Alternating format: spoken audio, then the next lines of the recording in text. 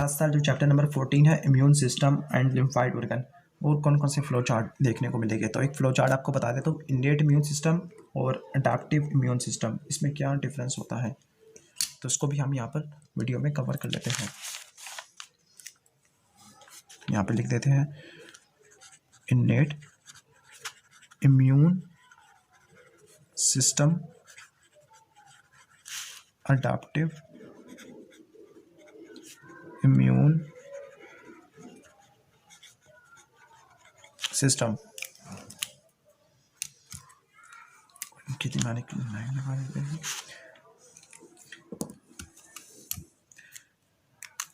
सबसे पहला जो डिफरेंस होगा, तीसरा चौथा, जो इनेट इम्यून सिस्टम है रिलेटिवली इसका जो रिस्पॉन्स होता है वो फास्ट होता है। तो इसका जो रिस्पॉन्स होता है रिलेटिवली फास्ट रिस्पॉन्स। जो अडैप्टिव इम्यून सिस्टम है इसका रिस्पॉन्स रिलेटिवली स्लो होता है, क्योंकि यहाँ पे न्यू एंटीबॉडीज बननी होती है या फिर टी सेल्स की एक्टिवेशन होनी होती है। इसका रिस्पॉन्स रिलेटिवली स्लो होता है। यहाँ पर कोई अगर इम्यून रिस्पॉन्स एक्टिवेट हो तो उसकी कोई मेमोरी नहीं बनती। मेमोरी का मतलब होता है कि अगर वही वाला सेम फॉरेन इन्वेडर या बैक्टीरिया दोबारा हमला करे तो उसके खिलाफ पहले से ही कोई तैयारशुदा क्लोन होते हैं, वो उसको डैमेज कर देते हैं। तो इसको बोलते हैं मेमोरी, जो मेमोरी इनेट सिस्टम में नहीं होती जबकि अडैप्टिव में होती है। तो इनेट इम्यून सिस्टम में हमें नो इम्यूनोलॉजिकल मेमोरी, यानी अगर ये दोबारा अगर आ गया वही सेम इन्वेडर तो फिर मेमोरी नहीं होगी, दोबारा से एक्टिवेट करना पड़ेगा सिस्टम को। लेकिन यहाँ पे हमें इम्यूनोलॉजिकल मेमोरी देखने को मिलती है उसी सेम इन्फेक्शियस ऑर्गेनिज्म के खिलाफ। जो इनेट इम्यून सिस्टम है रिलेटिवली जनरल होता है, किसी के लिए स्पेसिफिक नहीं होता। मतलब इसके जो सेल्स होते हैं वो किसी भी वायरस को, किसी भी बैक्टीरिया को मार सकते होते हैं। लेकिन जो अडैप्टिव इम्यून सिस्टम होता है रिलेटिवली स्पेसिफिक होता है, और ये इसके जो सेल्स होते हैं वो specific bacteria, specific parasite, specific virus को ही डिस्ट्रॉय कर सकते होते हैं। तो इनेट immune system relatively non specific होता है, नॉन स्पेसिफिक एक्टिविटी, जबकि अडैप्टिव इम्यून सिस्टम इसकी एक स्पेसिफिक एक्टिविटी होती है। यहाँ पे हमें स्पेसिफिसिटी देखने को मिलती होती है। अब इसके एग्जांपल क्या है या फिर इसके कंपोनेंट्स क्या है, तो उसके अंदर हमें कॉम्प्लीमेंट सिस्टम देखने को मिलता है। कॉम्प्लीमेंट सिस्टम, साइटोकाइंस, इसके साथ साथ हमें नेचुरल किलर सेल्स वो भी इसके अंदर आते होते हैं। जबकि अडैप्टिव इम्यून सिस्टम में हमें बी और टी लिम्फोसाइट्स, इसके साथ एंटीजन प्रेजेंटिंग सेल्स, ये इस सिस्टम के अंदर आते होते हैं। नेक्स्ट हम देख लेते हैं कि इनेट इम्यून सिस्टम के अंदर क्या क्या कंपोनेंट होते हैं। इसका फ्लो चार्ट बेसिकली हम ड्रा कर लेते हैं। तो यहाँ पे लिख देते हैं इनेट इम्यून सिस्टम।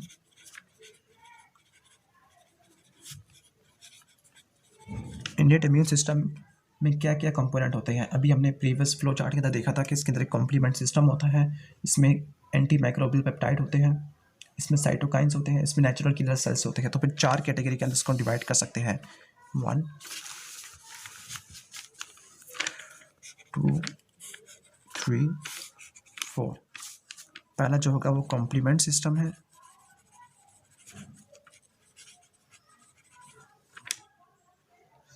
दूसरा होगा एंटी माइक्रोबियल पेप्टाइड, तीसरा साइटोकाइंस, और चौथा होता है नेचुरल किलर सेल्स। जो कॉम्प्लीमेंट सिस्टम है, कॉम्प्लीमेंट सिस्टम में ऐसे कि बेसिकली 20 प्रोटीन्स आती है, 20 प्रोटीन्स आती है। तो इसमें प्लाज्मा प्रोटीन्स आती है, इनकी जो टोटल तादाद होती है वो 20 होती है, और इनकी एक्टिवेशन एक स्पेसिफिक पाथवे के जरिए होती है, उसको बोलते हैं क्लासिकल पाथवे, और एक और पाथवे के जरिए भी होती है लैक्टिन पाथवे। इसको हमने बेसिकली फिजियो के अंदर कवर करना है, इसको हिस्टोलॉजी के अंदर कवर नहीं करना। दूसरा है एंटी माइक्रोबियल पेप्टाइड होते हैं, ये स्मॉल मॉलिक्यूलर वेट प्रोटीन होती है, स्मॉल मॉलिक्यूलर वेट प्रोटीन्स होती है। इसके अंदर मजीद 2 एग्जांपल्स आ जाती है, डिफेंसिन और कैथेलिसिडिन। डिफेंसिन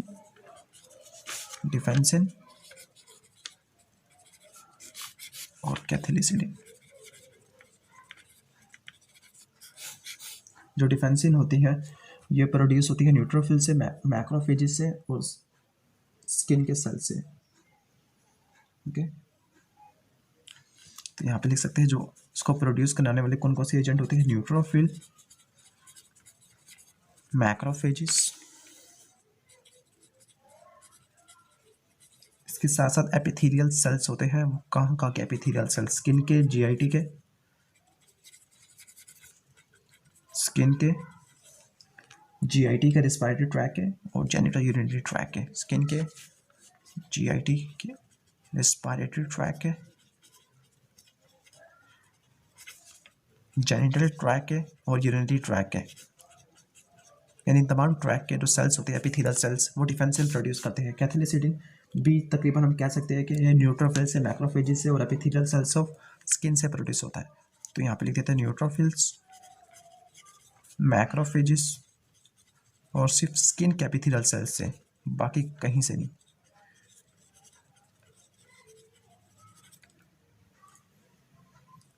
नेक्स्ट है साइटोकाइंस। साइटोकाइंस भी लो मॉलिक्यूलर वेट पेप्टाइड होते हैं या ग्लाइकोप्रोटीन के भी हो सकते हैं। इसके अंदर इंटरल्यूकिन, कीमोकाइन, लिम्फोकाइन और इंटरफेरोन आते हैं। तो cytokines low molecular weight peptide भी हो सकती है या फिर ग्लाइकोप्रोटीन भी हो सकती है। लो मॉलिक्यूलर वेट पेप्टाइड भी हो सकते हैं या एक ग्लाइकोप्रोटीन भी हो सकती है। इसके अंदर मज़ीद 4 एग्जाम्पल आती हैं। 4 एग्जाम्पल को लिख लेते हैं।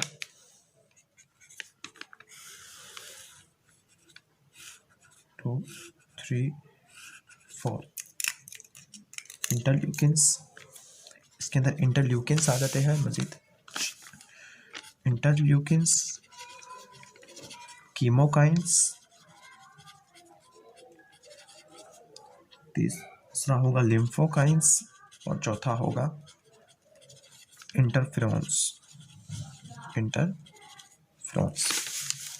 लास्ट है natural killer cells. Natural killer cells basically 2 type के सेल को डैमेज कर सकती हैं। ऐसे टाइप के सेल जिस पे वायरस ने हमला किया हो या ऐसे सेल्स जो कैंसर बन चुके हों। तो फिर किन 2 सेल्स को डैमेज करते हैं?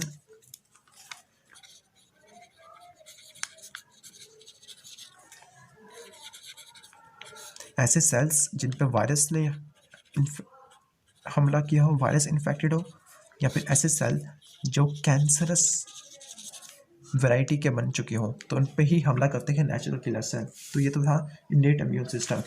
अब बारी है अडाप्टिव इम्यून सिस्टम। इसके अंदर हम लिख लेते हैं यहाँ पर अडाप्टिव इम्यून सिस्टम।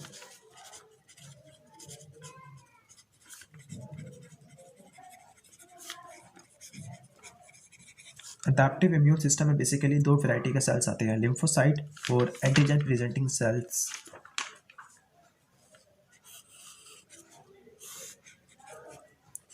लिम्फोसाइट्स और antigen presenting sales. Antigen presenting sales जो लिम्फोसाइट होते हैं ये भी 2 कैटेगरी के होते हैं बेसिकली। वैसे यहाँ पर 3 कैटेगरी के होते हैं, लेकिन एक कैटेगरी थी लिम्फोसाइट की, वो नेचुरल किलर सेल थी, वो अडाप्टिव इम्यून सिस्टम के अंदर आ गई। तो बाकी जो 2 बचे कैटेगरी के वो हो गए बी और टी लिम्फोसाइट। तो यहाँ पे हो गए बी सेल और टी सेल। जो बी सेल और टी सेल इनके जो इनके सेल मेम्ब्रेन के ऊपर स्पेशलाइज्ड रिसेप्टर्स होते हैं। उन रिसेप्टर्स को बोलते हैं बी सेल रिसेप्टर। इसी तरह टी सेल की सेल मेम्ब्रेन के ऊपर भी कुछ स्पेशलाइज्ड रिसेप्टर होते हैं जो कि हर एंटीजन के लिए स्पेसिफिक होते हैं। उसको बोलते हैं टी सेल रिसेप्टर। लेकिन जो बी सेल रिसेप्टर होते हैं वो असल में एंटीबॉडीज़ होती हैं। एंटीबॉडीज़ की सिंगल चेन होती है, इनके मोनोमर्स होते हैं। तो फिर यहाँ पर बी सेल रिसेप्टर में बेसिकली मोनोमर्स हो गए किसके, आईजीएम के और आईजीडी के। आईजीएम के और आईजीडी के मोनोमर्स होते हैं। जबकि जो टी सेल रिसेप्टर्स होते हैं वो आईजीएम और आईजीडी के मोनोमर नहीं होते, बल्कि यहाँ पे 2 स्पेशलाइज्ड पॉलीपेप्टाइड चेन्स होती है जो ग्लाइकोप्रोटीन की बनी हुई होती है। उनको बोलते हैं हम अल्फा चेन और बीटा चेन।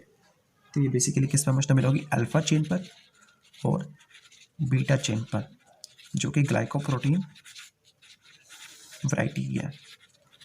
और ये इम्यूनोग्लोबुलिन, हालांकि इम्यूनोग्लोबुलिन भी ग्लाइकोप्रोटीन कैटेगरी के होते हैं। जो टी सेल होते हैं, टी सेल के बारे में कहा जाता है कि ये सिर्फ उसी एंटीजन के खिलाफ रिस्पॉन्ड करते हैं जिसको एंटीजन प्रेजेंटिंग सेल लेके आया होता है। तो ये एंटीजन प्रेजेंटिंग सेल्स के ऊपर डिपेंडेंट होते हैं, बल्कि इस चीज़ को हम यहाँ पे लिख देते हैं। तो ये डिपेंडेंट होते हैं सिर्फ एंटीजन प्रेजेंटिंग सेल्स के ऊपर। दूसरा ये है कि ये सिर्फ प्रोटीन एपिटोप को ही या प्रोटीन एंटीजन को ही रिस्पॉन्ड करते होते हैं।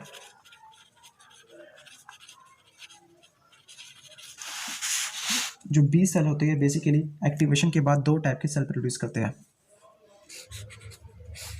एक का नाम है प्लाज्मा सेल, दूसरा का नाम है मेमोरी बी सेल। मेमोरी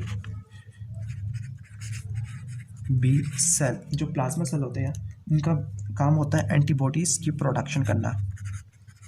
जो एंटीबॉडीज़ होती है वो 5 कैटेगरी की होती है,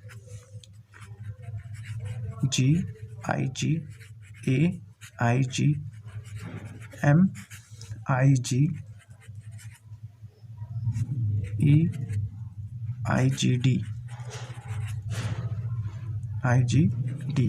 जो मेमोरी बी सेल्स होते हैं इनका बेसिकली ये फंक्शन होता है कि ये अगर सेम एंटीजन दोबारा आ गया तो फिर ये प्लाज्मा सेल के अंदर कन्वर्ट हो जाते हैं। तो ये स्पेसिफिक होते हैं सेम एंटीजन के लिए। अब है टी सेल। जो टी सेल होते हैं, टी सेल बेसिकली 5 कैटेगरी के होते हैं। कितनी कैटेगरी के होते हैं? 5। तो फिर इनके नाम लिख देते हैं, बाकी इनकी जो डिस्क्रिप्शन होगी वो तो हम फिजियो के अंदर इंशाल्लाह करेंगे। तो जो एंटीजन जो टी सेल्स होते हैं ये 5 कैटेगरी के होते हैं, 1 2 3 4 5। पहला है साइटोटॉक्सिक या killer T cell. Killer T cell basically जिसने एंटीजन को उड़ा देना है, ये 2 एंजाइम प्रोड्यूस करता होता है, पहला परफोरिन्स और दूसरा गैर एंजाइम्स। परफोरिन्स का मतलब ऐसे एंजाइम्स जिन्होंने परफोरेशंस क्रिएट करनी है, और गैर एंजाइम का मतलब ऐसे एंजाइम्स जिन्होंने अपोप्टोसिस को इनिशिएट करना है, और ये उन्हीं पोर्स से एंटर होंगे जो परफोरिन्स ने क्रिएट किए होंगे। दूसरा है हेल्पर टी सेल। नाम से लग रहा है कि इन्होंने हेल्प करनी है, ओके। और ये हेल्प इस तरह से करते हैं कि ये इंटरल्यूकिन्स प्रोड्यूस करते हैं। ये मज़ीद 2 कैटेगरी के होते हैं, helper T cell 1, helper T cell 2। जो हेल्पर टी सेल 1 होते हैं, 1 वाली कैटेगरी का, ये इंटरल्यूकिन 2 प्रोड्यूस करते हैं। इसके साथ साथ इंटरफेरोन अल्फा और ट्यूमर नेक्रोसिस फैक्टर अल्फा ये प्रोड्यूस करते हैं। जबकि TH2 सेल्स ये इंटरल्यूकिन 4, 5, 10, 13 ये प्रोड्यूस करते हैं। 4, 5, 10, 13 ये प्रोड्यूस करते हैं TH2 सेल्स। Next is suppressor T cell. Suppressor T cell ऐसे सेल जो कि इम्यूनिटी को सप्रेस कर देते हैं, इम्यूनिटी को कंट्रोल करते हैं। Next is gamma delta cells. इनको हम डिटेल से देखेंगे फिजियो के अंदर। तो गैमा डेल्टा सेल्स बेसिकली इसमें गैमा और डेल्टा चेन होगी, ना कि अल्फा और बीटा चेन के अलावा होगी। और ये जो काम करते हैं बेसिकली ये फर्स्ट लाइन ऑफ डिफेंस में जाके काम करते होते हैं। लास्ट है memory T cell. Memory T cells ये मेमोरी को क्रिएट करने में, यानी अगर दोबारा वही सेम एंटीजन आ गया दोबारा, तो फिर उसके खिलाफ जो एक्शन करेंगे मेमोरी टी सेल्स। जो एग्जाम में एक बात पूछी जाती है वो ये है कि जो साइटोटॉक्सिक किलर सेल्स, उनके ऊपर स्पेशलाइज्ड रिसेप्टर होते हैं, उसको बोलते हैं क्लस्टर ऑफ डिफरेंशिएशन, या फिर हम उसको बोल सकते हैं CD रिसेप्टर्स। तो जो हेल्पर सेल्स होते हैं इनके ऊपर जो रिसेप्टर होते हैं उसको बोलते हैं CD4। जो क्लियर के ऊपर होती है उस CD8। सप्रेसर के ऊपर भी CD4 होते हैं। तो एग्जाम में यही MCQ में आता है कि किलर के पास CD8 हेल्पर और सप्रेसर के पास CD4 होते हैं। तो ये था एडाप्टिव इम्यून सिस्टम।